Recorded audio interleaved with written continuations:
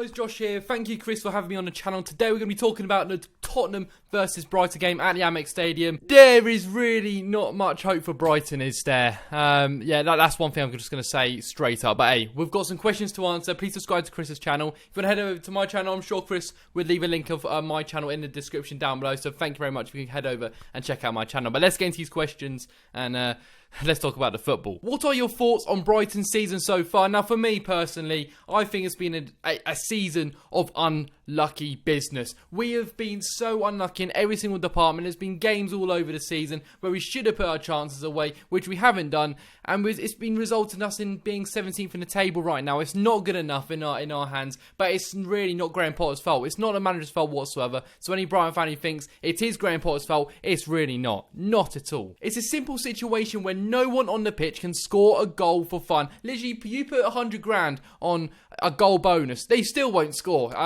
It's an unfortunate situation, and that's why I don't think Brighton will score at all against Tottenham, but we'll get into that later on. I saw a tweet today which goes off the expected points from the XG philosophy, and if you don't know what it is, it's something going around Twitter. It's a very good stats from the games, and expected points basically, and expected goals. Brighton would be 7th in the Premier League table if we were to put our goals away, put our chances away, and well, we haven't, and that's where we lie. We lie 17th in the table. It's not good enough. But hopefully we've got time to rectify our mistakes. We've got some big games coming up, and hopefully we get something good very, very soon. We need to get wins. We need to get wins under our belts very, very soon. Otherwise, Brighton and Hove Albion, we are in danger. Who have been the standout players? Now, for me, it's Bissouma and Lewis Dunk. Absolutely. I think there's no matter or doubt about that. They've both been absolutely crucial to our season. Without Lewis Dunk against Fulham, we would have lost the 3 points from them scoring in the 94th minute and not clearing it off the line. See, this guy saves us points. He puts his bollocks on the line. I'm sorry if I'm not allowed to swear, but he puts his balls on the line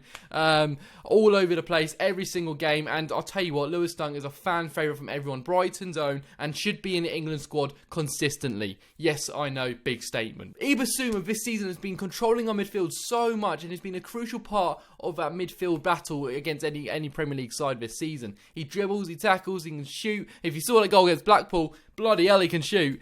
So this guy, this is why I can understand why the likes of Arsenal, Man United, Bayern Munich, Real Madrid are looking at a player like Bissouma. He's very young. I think he's about 24 years old or something. So he's got a lot of potential going forward in his career. And I'm sure that, to be honest, and it hates me to say, he'll probably leave Brighton in the summer or the next year or two. What are your thoughts on Tottenham, Jose, and our season so far ahead of Brighton versus Spurs? Well, recently Spurs have not been great. Let's be honest here. But at the start of the season, you were picking up points like it was no man's business. You've got the best depth in your squad. I personally think in the Premier League. Now, I think you've had a good season. Harry Kane has been on absolute fire, and that goes to show. I don't think he's actually going to be playing against Brighton. He got an injury last night against obviously Liverpool. I won't obviously talk about that too much, but I mean, if he's not playing against Brighton, I'm still going to be scared. But it's a massive player to miss for that game. Which, to be fair, I hope Harry Kane's feeling all right, to be honest, because I love the player, and I've got to transfer him out of my fantasy Premier League. Okay. Not good. I feel Jose Mourinho has been very guilty this season of just getting that first goal and just parking the bus for the rest of the game, which I do not understand. You've got the firepower up front like Son, Kane, Bergwijn, you got Højbjerg, I mean, it's not really attacking, Ndombele or Ndombola. Yeah, so, you've got these players to kill off the game and you don't do that. And that's the unfortunate side of Jose Mourinho's tactics this season. Hopefully he actually rectifies that and actually does, finish off and kill a few games off, because that can get you more points going into the season. I've got nothing wrong with Tottenham. I enjoy the football they play, and I enjoy the squad they have. The squad you guys have is unbelievable. You got Bale on the bench. If you've got Bale on the bench, Lucas on the bench, Vinicius on the bench, all these world-class talents, it goes to show how massive and great your squad is. So hopefully you can use that a bit more beneficially going into the second half of the season. Which Tottenham players you worry about? If I'm being honest, mate, every single one. Every single player you have really does scare me going to this game.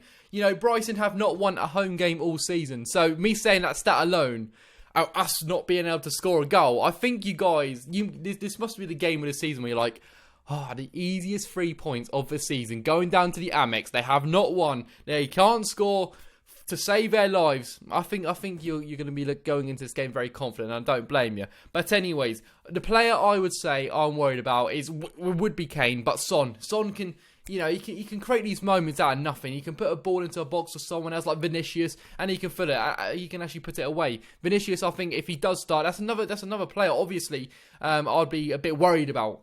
He's got that physical presence against our physical defence, but you know, you got all these players, tricky players. You got Baird if he starts. If he starts, he scored in the home fixture for you guys. So of course I'm going to be worried about all of these players. But you know, home turf, I don't know. But your defence. Dyer, I feel like Dyer's been good this season, but at the back end of a few games quite previously, he hasn't been on top form, if I must say so myself. Now then, my score prediction and perhaps a Brighton predicted lineup. My prediction, right, I've got to get into this prediction. I'm going to say a 2-0 Tottenham win. I'm going to be honest. I'm not going to sit here being deluded and say 2-0 Brighton. It's not going to happen. I'm going to say 2-0 Tottenham.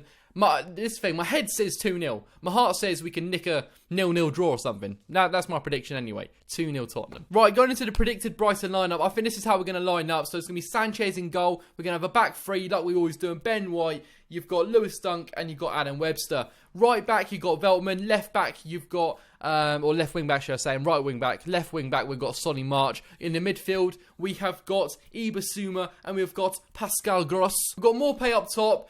Trossard as a forward, and obviously McAllister as a little floater in that midfield, as you say. You know, you got that little floater in your training games. Well, I think he's going to be that player in this game today. Thank you very much, Chris, for having me on your channel. Please subscribe to my channel if you've not already. And boys and girls, I'll see you later. Thank you, Chris, for having me on. Good luck for the game, guys.